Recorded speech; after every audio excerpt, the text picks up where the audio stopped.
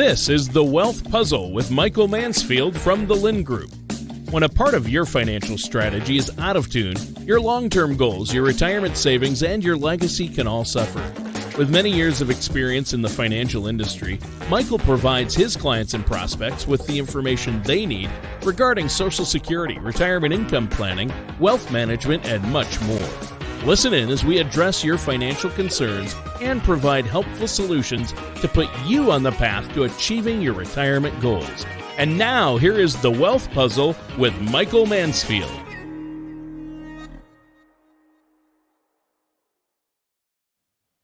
Welcome back to The Wealth Puzzle. I'm Tana Pennington, and I'm here with Mike Mansfield at the Lynn Group. We have a great show today. I hope you share it with friends and family. We're going to talk about the elephant in the room. We talk about the stock market. We have a lot of good information to share with you. And Mike even made some slides. So we actually prepare our shows. Yeah, Everybody knows we don't prepare our shows. We prepared our show. This is, there's going to be a lot in this one. We have a lot to talk about. And it's an important show. I realize as we reflect back on the shows that we put together, Tana and I spend a lot of time talking about economic updates, talking about COVID and the impact on things like that. We're always talking about labor numbers and manufacturing reports and all the things that are kind of coming out. We don't spend a lot of time on the specific of just the stock market. Right. Obviously on a high level, if you're an investor, we're huge advocates of the idea of color of money, right? You got red money, green money, yellow money. Green money is the safe stuff, the things where you have predictability, principal protection. That's your cash. Those are your fixed style annuities, maybe cash value life insurance, money at the bank, CDs, things of that nature, where there's predictability and stability. And, a lot of our clients do own annuities, and it is an interesting year because for the most part, they're happy that they have those all of a sudden. Now, you don't put all your money into green money, right? We still have other two tranches of money. We look at red money as passive invested money. So if you just have a stock portfolio that's, nobody's tethered to it, nobody's watching it, it's just running in the wild here at the moment. That's your red money. It's really aggressive. It's a little scary. Yellow money is the same idea. It's actively managed money now. So stocks, bonds, mutual funds, ETFs, things that still go up and down. But the idea is there's active management linked to it. So that way you have some idea of conviction of how are you invested, why are you making moves, what's going on, all of that kind of stuff. So to that theme, the title of the show today was a tough one. I certainly struggle with it because, as you think about the world, you can look at all the rational data that you want, and you realize the stock market is irrational. In the moment, it is emotional. In the moment, it is pouty and it is mad. And so we really do, though, as we're titled here, we do see a bottom. Now, we're probably sitting in the neighborhood of the bottom, and I'm going to go through some slides on why we have that conviction and we're willing to say that, because as I'm learning, Tana and I follow a lot of investment sources. We follow a lot of research, and I find that we're getting to a phase of the time period where less and less people have any conviction to say what could or probably will happen. And so, maybe I'm taking some risk here with Tana of us having some conviction, but this is really what we believe. And we think that this is very opportunistic for people at this point. So now I am a graphic designer. So everybody sit tight with these high class slides. So if you're lucky enough to be watching this on YouTube or Rumble, you're going to be able to see these slides. But kind of right out of the gates, we've had a very tumultuous year, right? The stock market was booming on all cylinders. The economy was booming on all cylinders. In a sense, it was coming back to normal, right? We had a shutdown in 2020. The world's never had that. We had a reopening in 21. The world's never had that. We have hyperinflation. We have a lot, of chaos going on. To be fair, I'm very opinionated on this. I have no problem sharing my opinion with people. I think that there are massive failures with the government and the president at this point. I think the American Rescue Plan was the stimulus icing on the cake that destroyed the whole inflation bubble. I have started to live by an adage that you get what you vote for. And for the people that think that the last president was doing such a terrible job with the economy, I would dare you to bring me some good information on how the current one's doing such a great job. Tana is horrified right now that I am talking. And, No, I do agree with you, actually. that's the problem here. In this world, Yeah. we all need conviction. We need to have Yeah, opinions, and we need to stand by the things that we believe. absolutely. And things have gotten a little too weird for a little too long at this point. Mm-hmm. So, hey, fascinating. The stock market crashed in 2020. It crashed in 2018. It crashed in 2011. It crashed in 2008. The stock market likes to crash. 2020 was a weird one because when the stock market crashed, the S&P went down almost 40% in a 5-week period. Never Mm-hmm. happened before. And then it just went straight back up like a missile.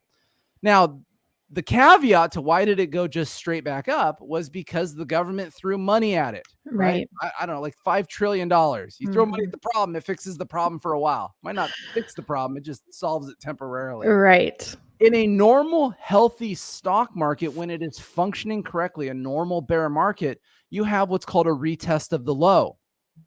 And here's a big fancy picture for all the people watching the show here's 18 months of the S&P 500. So the thing was grinding along, all last year, coming to a peak right in the middle of the picture. And then in the first half of the year, it started to roll over and it went down pretty hard and consistently and hit it low in the middle of June, a few months ago, rather. Mm-hmm. Kind of right where that blue line is. So the first time it touches that blue line. And then the rhetoric started changing. People started to say, oh, maybe the feds won't raise rates. Maybe all this stuff. Brought the market back up. Then Mr. Federal Reserve in Jacksonville on August 15th, he decided to be bad news bears and Mm-hmm. talking about how we're going to crush the economy. I'm doing this in the mean way. He didn't say it like that. He said, we're going to cause pain, just gentle pain to the economy and to the consumer. Raising rates to crush inflation, which you guys want to have a conversation about inflation. We got about 2 hours to go here. But in any case, cause the market to roll over. Now, initially, you're like, oh, this is frustrating. You're trying to find the initial bottom. But for the last few weeks, it's been a little stressful as you all turn on the news. You all look at your statements. You all log into this stuff. It's been a little stressful. Ironically, on Friday and yesterday on Monday was the first time that I suddenly felt like wings are lifting. I felt good about it. And that's because the market yesterday finally closed right at its June low. Right. Most of you say, what are you talking about, Mike? Even Tana, she logged into her account. She's like, what are you talking about, Mike? This is terrible. I said, yes, but if you follow the historical norms of these unfortunate market cycles, but the healthy versions of them, is they retest the low to confirm the low, and then they find new highs over time. Now, there's more to the story, though, and this is where it becomes more fascinating. Statistically, for the last 40 years, markets bottom in September. Tana, I just did it. I threw 12 months on the screen for 40 years. Can you identify the 2 worst months of the year statistically? Yes, August and September. Any guesses on why August stinks? Well, most people are, just kind of out there doing their thing. Yeah. I mean, it's not like it's not a big hustle month. Yeah. But that's why, ironically, is most hedge funds, most fancy pants folks. Yeah. They take a little break off. They take 3 weeks off. They ain't around. Vacation. There ain't a lot of trading. Yeah. August does not matter. September is the defining moment. That's generally where the market is the weakest. So congratulations. In a few days, everybody, we just finished the worst time of the year. Thank goodness, right? That's nice. That makes me feel better. But what's interesting is markets tend to bottom in September, especially before midterm elections. Right. And then October defines the market bottom. And what that means is it's going to either confirm or reject that market decline. So what happens in October? Any guesses? Anybody? There's only one other person on here. Maybe read it in the small print on my screen. I didn't show you. It's all about earnings. It's all about earnings, right? So in a couple weeks, earnings are going to start rolling out from the third quarter. If earnings are half decent, this will confirm the bottom of the market and give some wings to the market to move higher. If earnings are terrible, it's going to say, see, we told you it's bad and the end is near. But that's interesting because in a calendar year, the best earnings tend to happen in the third and fourth quarter. So let's think about third quarter is what? July, August, September. Yeah. People are traveling. Yeah. Enjoying life, going on vacations, spending money, living the dream. Yeah. Okay. Yeah. So then that gets you to about, I don't know, August 15th for a lot of people. And then what starts to happen into August and September? Kids have to go back to school. College students go away. School. Yeah. It's crazy, right? Yeah.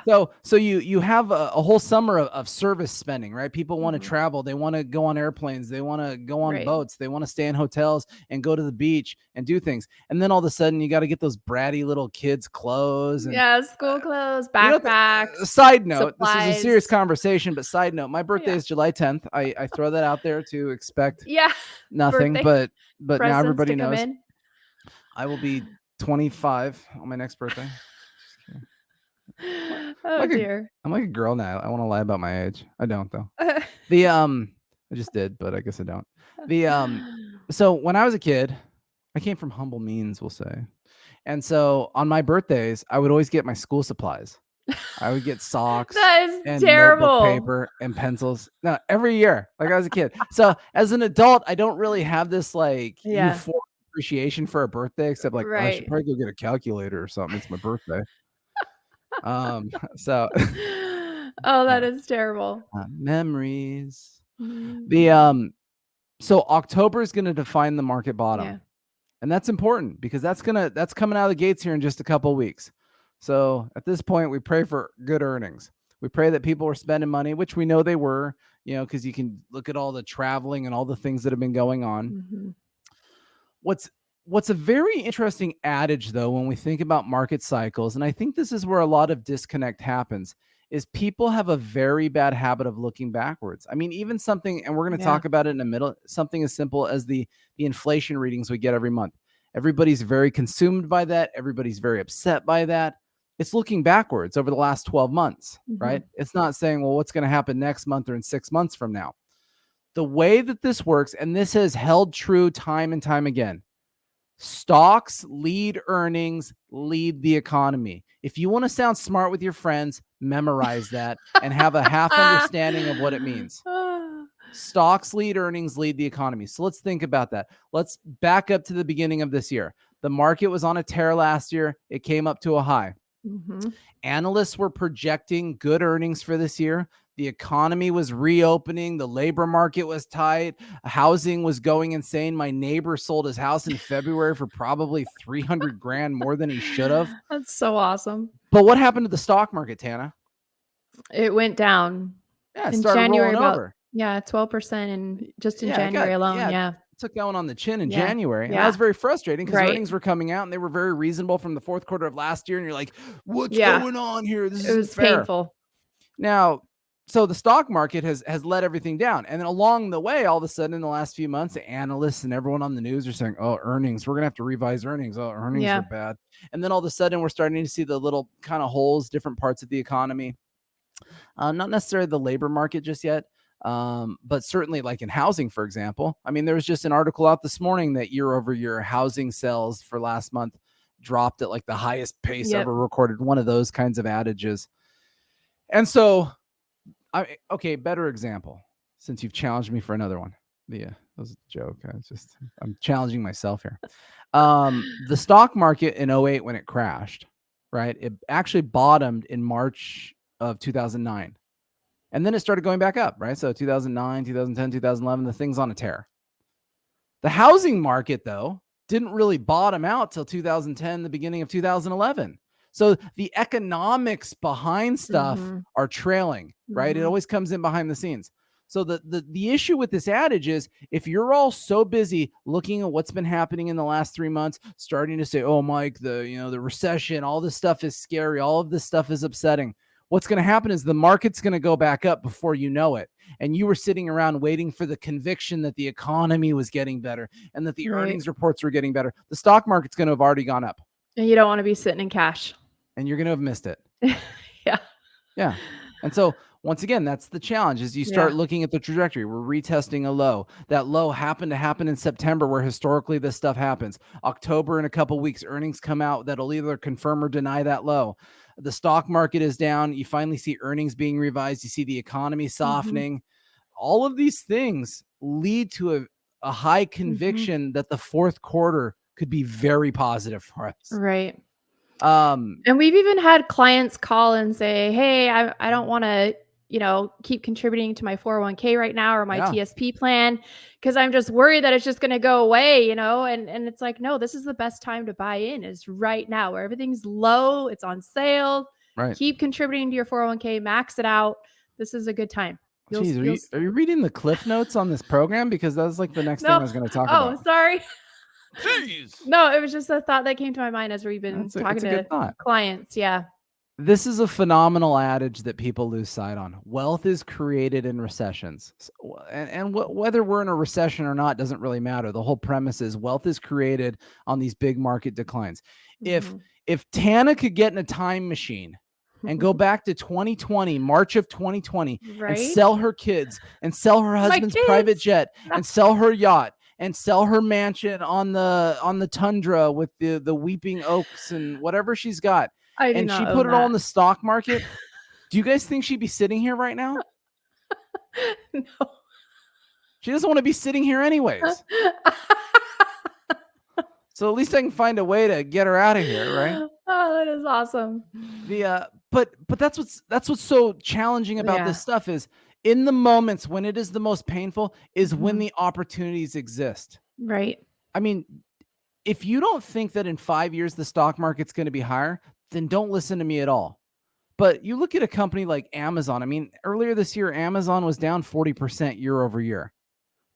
I don't know. I mean, I practically trip over Amazon boxes walking down the street. This is so true. The little buggers are everywhere. That is so true. I mean, so you say, why wouldn't I want to invest in things when they were so opportunistic? I know how painful this is. I'm living the pain. Does anyone see the top of my head? Watch these videos if you're on the podcast. There ain't nothing up there. It's all gone. And I'm stress. I'm hoping to worry a little more so it falls off my shoulders.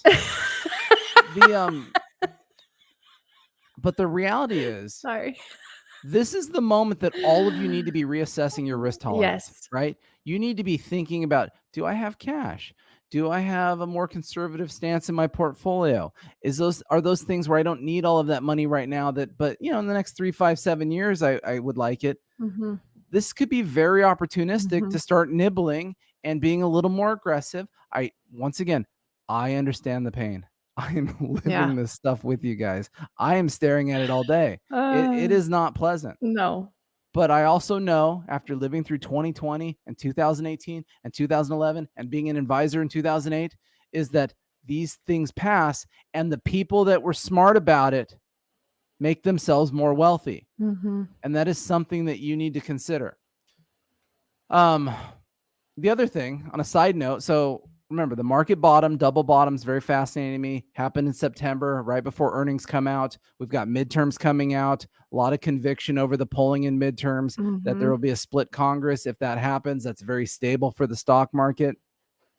But the other thing too is there's so much angst about inflation and the Federal Reserve and what they're going to do. Right. Nobody's like really prepared for, well, what happens when inflation starts to roll over?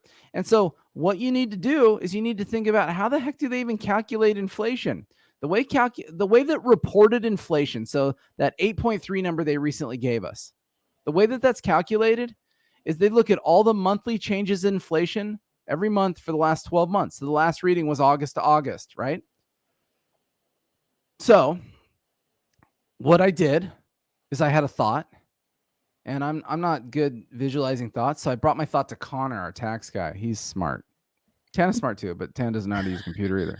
So I do too, but me and Tana are in the same boat. Some amazing spreadsheets. We're like those weird, we're not quite millennials, but they want to call us kind of like a millennial, but we don't. But I didn't have to take a typing class in high school because there was no such thing as a computer.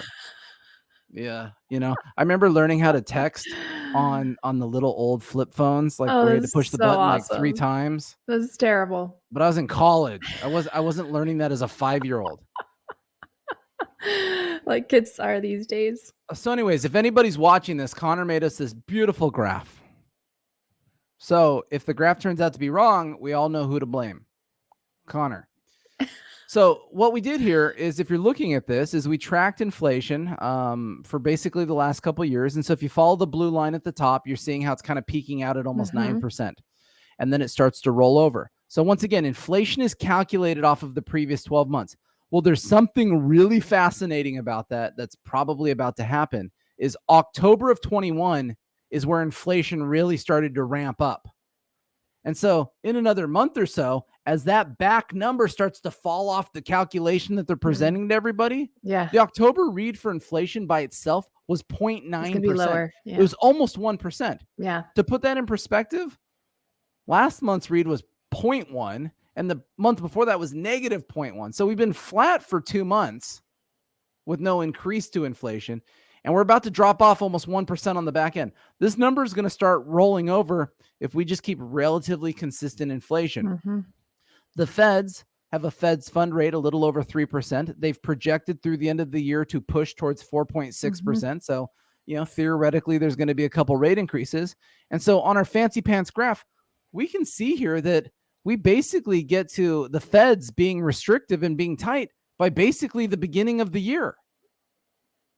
So what happens when inflation starts rolling over? What happens when the Fed pivots and says, oh, hey, everyone, we did it. Yay, hooray. What's going to happen to the stock market? Yeah, Tana? it's going to go up. It's going to be great. It's probably going to go up like a missile. Yeah, it's going to be awesome.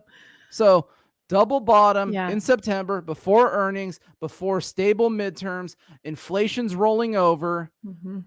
This is a recipe, right? This is a recipe to a really strong fourth quarter. Now, granted, let me be the devil's advocate.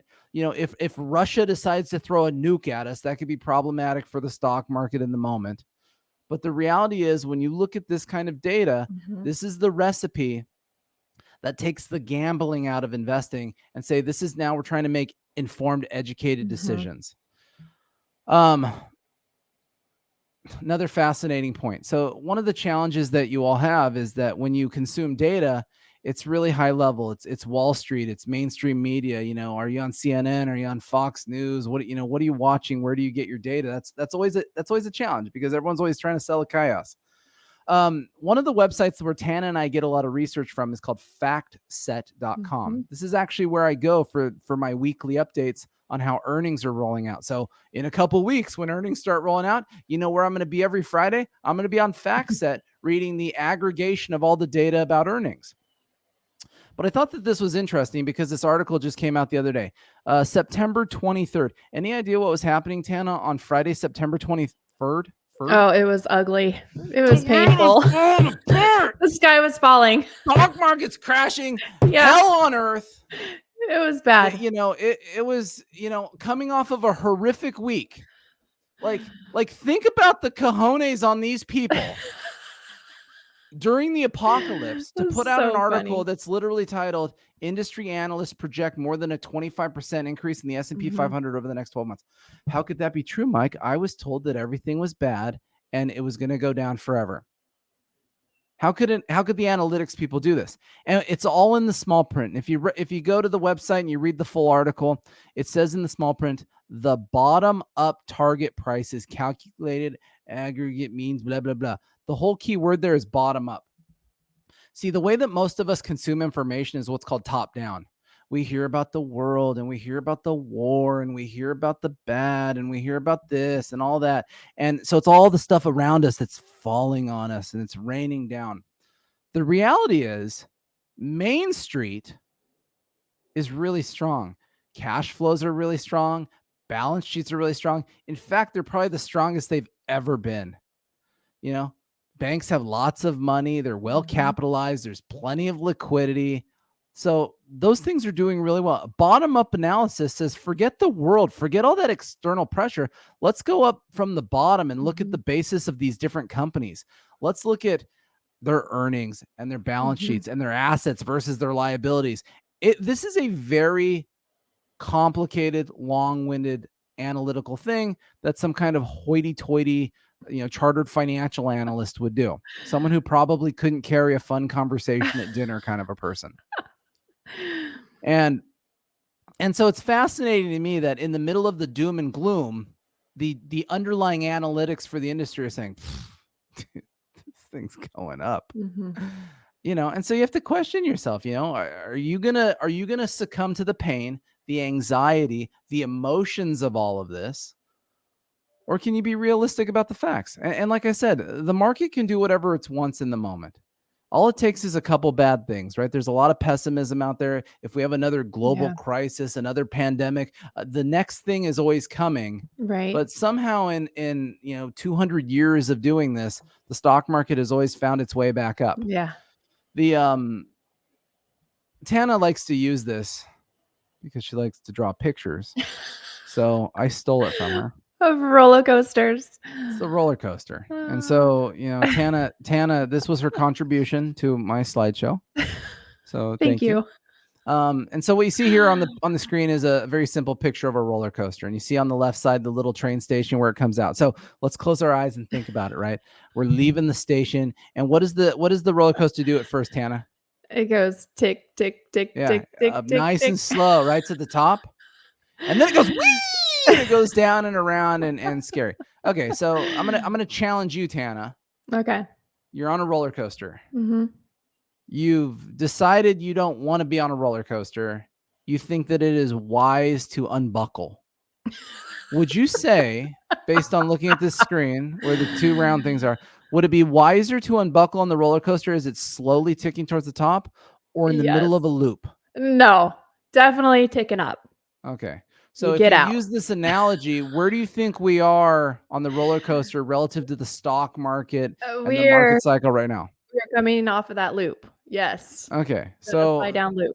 So if I'm reading what you're saying it's probably a bad idea. Don't take the seatbelt off. Unbuckle right now. Right. Okay. Yeah. Stay in. Yeah. Stay the course. Yeah. All right. So, like I said, we titled the show, We See the Bottom. And so in the fine words of Samuel L. Jackson, I think we need to hold on to your butts. Little Jurassic Park throwback there. Oh, that is so awesome. So, hey, look, obviously there's a lot of anxiety. This is very stressful. I know that Tana and I can come on these shows and be silly and be just and kind of lighten the mood, of course. But we really do love our clients. We really do worry about them. We talk about you guys constantly. We pray about you. We really are conscious of your needs. And, we are in this with you. And so, please, you do not hesitate to call us. Right. Call the office. Most of you got my cell phone. Most of you got Tana's cell phone. You've got mine. Call us, text us. Let's talk about it. If you're stressed out about things, let's look at your situation. At the same token, if you're one of those people, like I mentioned, if you have cash on the sidelines, if you want to reassess your risk tolerance and consider reinvesting a little bit, we don't have to go crazy, but this is an opportunity to nibble. I can tell everyone wholeheartedly, any dollar that I come into right now, I am trying to purchase more stocks for myself personally. Tana is doing the same thing because just like 2020, I say it right, and 2018, these opportunities come and go. And this is very difficult in the moment, but this will be one of those things where we all look back in a handful of years and say, my goodness, I wish I had a little more vision in order to, do something a little differently. But we appreciate all of you. We're concerned for all of you. And like I said, please don't hesitate to call our office, 805-500-7035. And with that, we'll be back in action next week.